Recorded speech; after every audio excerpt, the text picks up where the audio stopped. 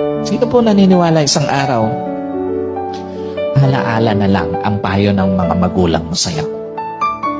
At sino po naniniwala, isang araw, yung nanay na kasama mo ngayon, maaaring katabi mo ngayon, yung tatay na kasama mo ngayon, isang araw, aalalahanin mo na lang din.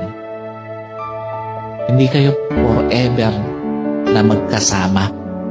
Kaya nga, lahat ng magulang hanggat kasama pa yung anak, gagawin ng lahat.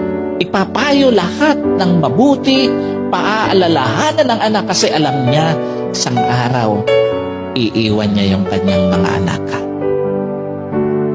Isang araw, hindi lang payo ng mga magulang mo ang magiging alaala. Kahit magulang mo isang araw, magiging alaala na lang sa buhay mo. Kaya nga napakapalad mo kung may magulang ka pa ngayon na kasama, may magulang ka pa ngayon na nagpapayo sa'yo, may magulang ka pa na nagpapaalala sa'yo. Kasi one day, wala na yan sa tabi mo. Yung mga payo niya, alaala na lang din sa buhay mo.